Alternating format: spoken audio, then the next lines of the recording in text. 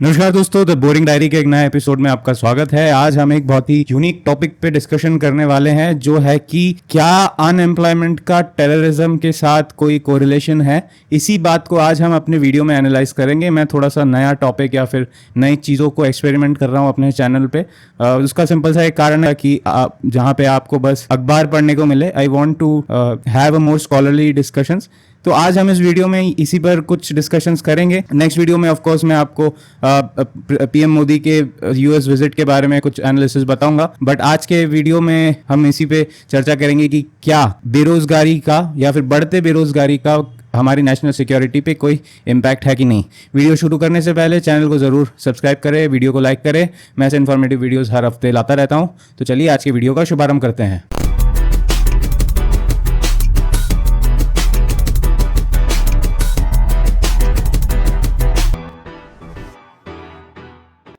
तो आपने इलेक्शन रैलियों में हर नेता को ये बोलते सुना होगा कि हमारी सरकार आएगी तो फलाने इतने हम लोगों को हम रोजगार देंगे। लेकिन कभी भी आपने इन नेताओं को ये बोलते नहीं सुना होगा, या फिर लोगों को ये नहीं पूछते सुना होगा कि क्या पॉसिबल है कि आप ये बताएं कि आप कैसे ये अचीव करेंगे। फॉर एग्जांपल बहुत सारे नेताओं जैसे कि आरजेडी हो, बिहार के इलेक्शन के टाइम्स पे अब हमारे प्रधानमंत्री मोदी हो, उन्होंने अपने इलेक्शन टाइम पे, राहुल गांधी हो, हर किसी ने एक्स नंबर ऑफ जॉब्स देने का वादा किया था अलग अलग इलेक्शन रैलीज में। तो कोई भी ये नहीं बताता है कि कैसे ये नंबर ऑफ एम्प्लॉयमेंट्स जनरेट किए जाएंगे। ये क्वेश्चन क्यों ज़रूरी है? ये इसलिए ज़रूरी है क्योंकि देखिए हमारे देश में जो इंडस्ट्रीज़ है वो फ़िलहाल बहुत ही नेसेंट स्टेज पे है, जो आपको वाइट कॉलर जॉब्स दे सकती है, जो कि अप्रोप्रिएट होते हैं ग्रेजुएट या फिर पोस्ट ग्रेजुएट लेवल के स्टूडेंट्स के लिए। तो ऐसे में ये जो हाई पेइंग या फिर इवन मिड लेवल या हाई लेवल पेइंग जॉब्स होती है, ये तभी किसी देश में उपलब्ध होती है जब उस देश में डिफरेंट टाइप्स ऑफ इंडस्ट्रीज हो, और वो इंडस्ट्रीज ऐसी हो जो कि बहुत ही हाई वैल्यू एडिंग इंडस्ट्रीज हो, यानी कि वो जो प्रोडक्ट्स बना रहे हैं उनकी मार्केट वैल्यू बहुत अच्छी हो। इस केस में गिनती के ही इंडस्ट्रीज हमारे देश में ऐसी है जो कि केपेबल है कि बहुत हाई वैल्यू एडिशन प्रोडक्ट्स बनाए और वो बहुत ही ज़्यादा नंबर में लोगों को अपने सेक्टर में एम्प्लॉय कर सके। हमारे केस में ये मोस्टली आईटी सेक्टर है, कुछ हद तक ऑटोमोटिव सेक्टर है, और उसके बाद कुछ हद तक फाइनेंशियल सेक्टर है। इसके अलावा हमारे देश में और कोई भी ऐसी इंडस्ट्री नहीं है जो बहुत ही हाई वैल्यू एडिशन सर्विसेज बना सके या फिर प्रोडक्ट्स बना सके और इनका मार्केट डिमांड बहुत ज़्यादा हो, क्योंकि भारत अभी भी अपने जो एक्सपोर्ट्स है उसमें बहुत हद तक रॉ मटेरियल के एक्सपोर्ट्स पे डिपेंडेंट है और कुछ हद तक रिफाइंड ऑयल के एक्सपोर्ट्स पे डिपेंडेंट है। ऐसे में ये सवाल सबसे ज़्यादा इंपॉर्टेंट उठता है कि जब कोई इंडस्ट्री इतनी हाई वैल्यू एडिशन इंडस्ट्री है ही नहीं, तो हम कैसे ये जो नए बच्चे ग्रेजुएट या पोस्ट ग्रेजुएट होकर निकल रहे हैं, कैसे इनको एकोमोडेट करेंगे। क्योंकि सिर्फ इंजीनियरिंग और इंजीनियरिंग की देखें तो हर साल लगभग लाखों बच्चे पास होते हैं हमारे इंजीनियरिंग कॉलेजेस से, और उनके पास और इंजीनियरिंग स्टूडेंट्स में जो अनएम्प्लॉयमेंट रेट है वो काफ़ी ज़्यादा है, और मोस्टली अपने जो उन्होंने जिस डोमेन में पढ़ाई की है तो वो घूम फिर के सब आईटी में ही चले जाते हैं। तो इसका एक पहला कारण ऐसा होने का है क्योंकि आईटी सेक्टर के अलावा यहाँ पे गेनफुल एम्प्लॉयमेंट देने लायक कोई इंडस्ट्री ज़्यादा है नहीं, except automotive industry and to some extent power industry, जहाँ पे केमिकल इंजीनियर्स, जहाँ पे mechanical engineers, to some extent civil engineers, जिन्हें इंफ्रास्ट्रक्चर प्रोजेक्ट्स पे हायर किया जाता है। बट ये जो आपके एम्प्लॉयमेंट देते हैं इनकी क्वांटिटी बहुत ही कम है। हमारे देश में अभी भी इन सेक्टर्स में जो एम्प्लॉयमेंट दी जाती है वो बहुत ही कम है, और इसके कारण जो प्रॉब्लम होती है वो होती है या तो फुल ऑन अनएम्प्लॉयमेंट होता है या फिर अंडर एम्प्लॉयमेंट होता है। अंडर एम्प्लॉयमेंट का मतलब होता है कि आप एक तरीके से आपको सैलरी तो मिल रही है बट वो आपके स्किल्स के अकॉर्डिंग नहीं है, वो आपके डिग्री के अकॉर्डिंग नहीं है। फॉर एग्जाम्पल, जब किसी भी आपने सरकारी एग्जाम में देखा होगा जो कि पियोन के लिए सिलेक्शन था, वहाँ पे हज़ारों पीएचडी के बच्चे अप्लाई करते हैं, हज़ारों लाखों जो भी है। तो ये एक सिनेरियो जो नेता पॉलिटिकल लेवल पे एक्सप्लॉइट करते हैं, बट कोई भी इसका सॉल्यूशन नहीं देता है। तो हम पहले ये समझते हैं ये प्रॉब्लम कैसे आई। देखिए 1991 में जब हमने लिबरलाइजेशन किया, उस टाइम पे हमारा फोकस बहुत ज़्यादा सर्विस सेक्टर पे था, और उसके बाद मैन्युफैक्चरिंग सेक्टर पे हमने ज़्यादा वर्क नहीं किया। तो इन अ वे हमारे कंट्री में आज की तारीख में या तो आईटी सेक्टर में गेनफुल एम्प्लॉयमेंट मिलती है, या फिर जो बचा कुचा होता है वो या तो खेती बाड़ी में या यानी कि एग्रीकल्चर में, या फिर अनऑर्गेनाइज सेक्टर में चला जाता है। क्योंकि इसका सबसे बड़ा एक कारण ये है कि हमारे देश में मैन्युफैक्चरिंग सेक्टर ऐसा एज सच कुछ है नहीं। आज की तारीख में मेक इन इंडिया के तहत काफ़ी कुछ प्रयास किए जा रहे हैं, बट प्रॉब्लम ये है कि फिलहाल जो फैक्ट्रीज पे फोकस किया जा रहा है जिनके लिए पीआर बहुत ज़्यादा है, बहुत ही high level high tech industries है, जो कि बहुत सराहनीय है, ऐसा होना चाहिए। और प्रॉब्लम ये होती है इन हाई टेक इंडस्ट्रीज़ के साथ कि ये बहुत ज़्यादा ही ऑटोमेटेड और मैकेनाइज्ड होती हैं, इनमें गेनफुल एम्प्लॉयमेंट बहुत ज़्यादा मिलता नहीं है। अगर आपको इस देश में गेनफुल एम्प्लॉयमेंट देना है मास लेवल पे, पहला तो हमें ये करना पड़ेगा कि हम मैन्युफैक्चरिंग सेक्टर को एक फुल ऑन इकोसिस्टम की तरह बनाएं, जहां लो लेवल टेक मैन्युफैक्चरिंग भी हो, यानी कि आपकी नॉर्मल चीज़ें जहाँ पे जैसे कि फर्नीचर, प्लास्टिक आइटम्स, ये सब हो, और वहाँ पे आपका हाई लेवल मैन्युफैक्चरिंग भी हो, जैसे कि आपका स्पेस और डिफेंस या ऑटोमोटिव से रिलेटेड मैन्युफैक्चरिंग में हो, और जो भी हो वो मास लेवल पे हो। ऐसा नहीं कि कहीं 2-4 छुट भैया फैक्ट्रीज लगा दी देन वी हैव और हमें एक गुड अच्छा खासा पीआर मिल गया। हमें जो भी करना है पूरे इकोसिस्टम को डेवलप करना हो, लो टेक मैन्युफैक्चरिंग से लेके हाई टेक मैन्युफैक्चरिंग तक। तो ये फिलहाल के लिए ये एनालिसिस है कि कैसे हम एक तरीके से इस इशू को एड्रेस कर सकते हैं। अब हम इसके सिक्योरिटी एस्पेक्ट पे चलते हैं। तो पहला एस्पेक्ट तो है कि क्या इसका कोई कोरिलेशन है, क्या अनएम्प्लॉयमेंट का कोरिलेशन है इस नेशनल सिक्योरिटी का के साथ। तो इसके लिए मैंने एक इन्फोग्राफिक बनाया है अपनी अंडरस्टैंडिंग से, तो मैं आपको स्क्रीन पे ध्यान देने के लिए रिक्वेस्ट करूंगा। तो देखिए, आपको इंडिया का मैप दिख रहा होगा जिसमें रेड और वाइट आपको मार्किंग्स दिख रहे होंगे, उस पर कुछ नंबर्स आपको दिख रहे होंगे। तो ये जो रेड और वाइट मार्किंग्स है बेसिकली अनएम्प्लॉयमेंट रेट है, और वो जो नंबर्स है वो अनएम्प्लॉयमेंट रेट के नंबर्स हैं, और दे आर इन परसेंट। तो आपको देखने को मिलेगा कि जो ज़्यादा रेड या ऑरेंजिश कलर है वहाँ पे अनएम्प्लॉयमेंट बहुत ज़्यादा है, जो थोड़ा वाइट एरिया है वहाँ पे अनएम्प्लॉयमेंट रिलेटिवली कम है। ये डेटा सारा गवर्नमेंट डेटा बैंक से या फिर डेटाबेस से उठाया गया है। आई थिंक ये पीआईबी का जो मैंने डेटा लिया है वो press information bureau of India का है। अब इस इन्फोग्राफिक को समझते हैं। तो देखिए, मैंने यहाँ पे नॉर्थ ईस्ट को मार्क कर रखा है, और नॉर्थ ईस्ट में आपको देखने को मिलेगा कि यहाँ पे मैंने सारे इंसर्जेंट ग्रुप्स अलग अलग स्टेट्स में, नागालैंड, आसाम, मेघालय, मणिपुर, यहाँ पे आपको देखने को मिल रहा है। आपको एक चीज़ साफ साफ देखने को मिल रहा है कि इन सभी इम्पैक्टेड स्टेट्स में अनएम्प्लॉयमेंट रेट ज़्यादा है। ठीक है, ये पहला पॉइंट हमने देख लिया। अब हम चलते हैं नेक्स्ट, हमारा टारगेट है वो है हमारे नक्सल वाले बेल्ट पे, Chhattisgarh, Jharkhand, to some extent Andhra Pradesh, to some extent Bihar, to some extent Bengal.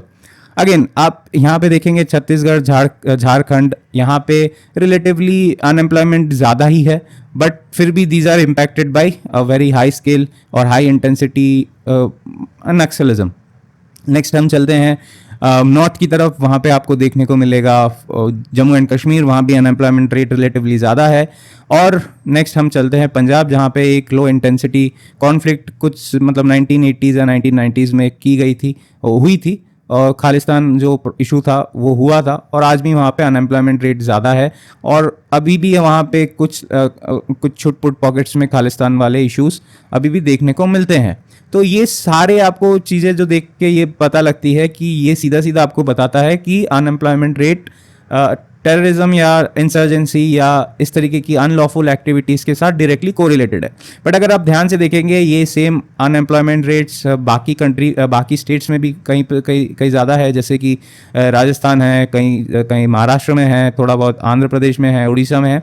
तो वहाँ पे आपको ऐसे इस तरीके की अनलॉफुल एक्टिविटीज़ या high intensity insurgency, separatism, terrorism देखने को नहीं मिलता है। तो इसका मतलब ये है कि डायरेक्टली इसका कोई कोरिलेशन कह पाना मुश्किल है। बट अगर आप देखेंगे कि वो स्टेट्स जो कि बॉर्डर एरियाज है और वहाँ पे अनएम्प्लॉयमेंट ज़्यादा है, तो वहाँ पे चांसेस है कि वहाँ इंसर्जेंसीज या फिर सेपरेटिज्म या मिलिटेंसी का जो होने की प्रोबेबिलिटी है वो बहुत ज़्यादा हो जाती है। तो ये हर केस में हमको देखने को मिल रहा है, except may be Naxalism. But in case of north east, in case of our Jammu and Kashmir and Punjab, यहाँ पे कुछ हद तक ये जो फैक्ट है कि या फिर ये ऑब्जर्वेशन है कि अगर आपके बॉर्डर स्टेट्स में अनएम्प्लॉयमेंट रेट ज़्यादा है तो वहाँ पे अनलॉफुल एक्टिविटीज़ होने की जो संभावना है बहुत ज़्यादा होती है। तो ये क्लियर कट एक ऑब्जर्वेशन देखने को मिलता है।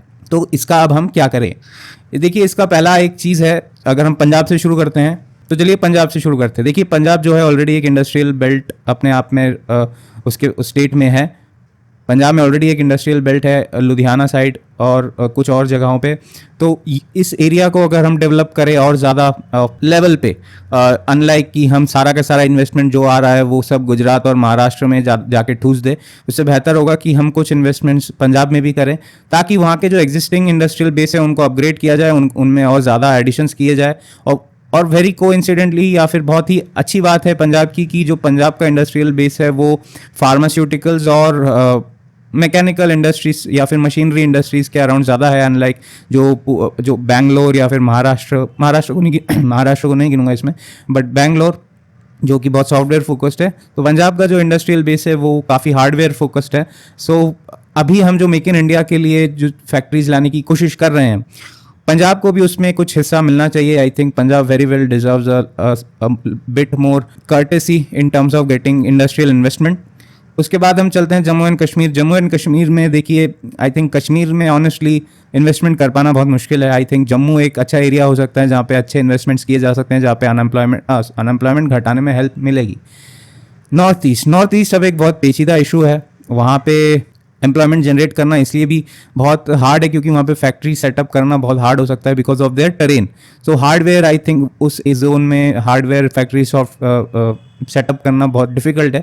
सो सॉफ्टवेयर बेस या सॉफ्टवेयर स्पेसिफिक इंडस्ट्री या फिर स्मॉल स्केल इंडस्ट्री वहाँ पे अगर लगाया जाए तो ये एक बहुत अच्छी हो सकती है वहाँ के एम्प्लॉयमेंट जनरेशन में।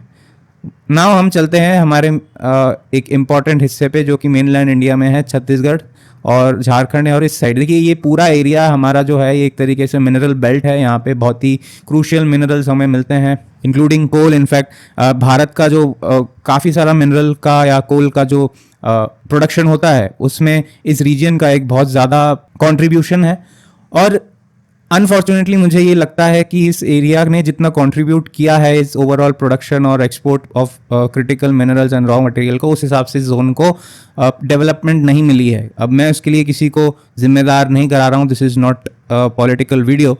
तो मेरे ख्याल से कुछ एरियाज़ में यहाँ पे एक इंडस्ट्रियल बेस सेटअप करना चाहिए and it should be a completely central project. मतलब सेंट्रल गवर्नमेंट, दिल्ली की सरकार को ये प्रोजेक्ट लीड करना चाहिए। They should not rely upon state government. ये स्टेट गवर्नमेंट के बस की बात नहीं है। मुझे नहीं लगता है स्टेट में जो हाल है, इन स्टेट्स में जो हाल है वो वहाँ की स्टेट गवर्नमेंट हैंडल कर पाएगी। ये एक फुल्ली सेंटर स्पॉन्सर्ड प्रोजेक्ट्स होने चाहिए। It should include, it must include जो मिनरल्स वहाँ पे हम माइन कर रहे हैं उनमें ज़्यादा वैल्यू एडिशन होनी चाहिए। हम अभी फ़िलहाल सिर्फ एक्सपोर्ट रॉ मटेरियल करते हैं, रॉ मटेरियल से ज़्यादा पैसा नहीं मिलता है। इसे आप ऐसा समझ सकते हैं कि अगर आप 1 किलो आयरन ओर निकालते हैं इस एरिया से, उसका कॉस्ट होता है अगर X रुपीज़, वो आप एक्सपोर्ट करते हैं फॉर एग्जांपल चाइना में, तो वो आयरन ओर जो प्रोडक्ट बन के आता है उसका दाम लगभग 10x रुपीज़ होता है, यानी कि 10 गुना दाम बढ़ जाता है सेम 1 किलो ओर का और फिर 1 किलो आयरन प्रोडक्ट जो वहाँ से इम्पोर्ट होकर आ रहा है।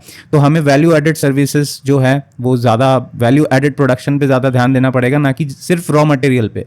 भारत का एक्सपोर्ट बहुत ज़्यादा रॉ मटेरियल फोकस्ड है। हम बस रॉ मटेरियल बनाते हैं, हम प्रोसेस्ड मटेरियल बिल्कुल नहीं बनाते हैं। अब कोई बोलेगा कि हम फलाना ढिमकाना बनाते हैं, बट अनफॉर्चुनेटली वो जो प्रोपोर्शन है वो बहुत ही कम है। हमें ये वैल्यू एडिशन है अपने रॉ मटेरियल्स में, चाहे वो मिनरल्स में हो, चाहे वो हमारे गेहूं में हो या फिर कोई भी एग्रीकल्चरल प्रोड्यूस में हो, हमें वैल्यू एडिशन वाली, यानी कि हमें जो इकोसिस्टम है उसमें ज़्यादा महंगे प्रोडक्ट्स बनाने पड़ेंगे। हम बस रॉ मटेरियल पे डिपेंडेंट नहीं रह सकते हैं, मेरा कहने का यही मतलब है। तो आपने देखा कि एक छोटा सा ये डिस्कशन था कैसे अनएम्प्लॉयमेंट पे मैंने कुछ पॉइंट्स आपको बताए। मैंने ये समझाने की कोशिश करी कि क्या अनएम्प्लॉयमेंट का टेररिज्म के साथ या फिर अनलॉफुल एक्टिविटीज़ के साथ कोई कोरिलेशन होता है कि नहीं। कह सकते होता है, बट कंप्लीटली कहना कि फुल्ली होता है ये मुश्किल है। नेक्स्ट आपको ये भी समझ में आया होगा कि कैसे हमने कहाँ मिस्टेक करी और कैसे हम इसको इम्प्रूव कर सकते हैं। आशा करता हूँ आपको वीडियो अच्छा लगा होगा। अच्छा लगे तो वीडियो को ज़रूर लाइक करें, चैनल को सब्सक्राइब करें। मैं ऐसे इन्फॉर्मेटिव वीडियोस हर हफ्ते लाता रहता हूँ। आपसे रिक्वेस्ट है कि एक छोटा सा एक्सपेरिमेंटल वीडियो था, मैंने ट्राई किया कि आपको नए टाइप का कंटेंट जियोपॉलिटिक्स में देखने को मिले, क्योंकि मेरे ख्याल से ऐसा लगता है कि मार्केट में बस ऐसे ही वीडियोज़ है जो सिर्फ अखबार पढ़ते हैं। मेरी कोशिश है कि मैं आपको और ज़्यादा अच्छे और इन्फॉर्मेटिव वीडियोस लाके बताऊं। तो इसी के साथ आज के लिए इतना ही। आशा करता हूं आपको वीडियो अच्छा लगा होगा। तब तक के लिए नमस्ते, जय हिंद।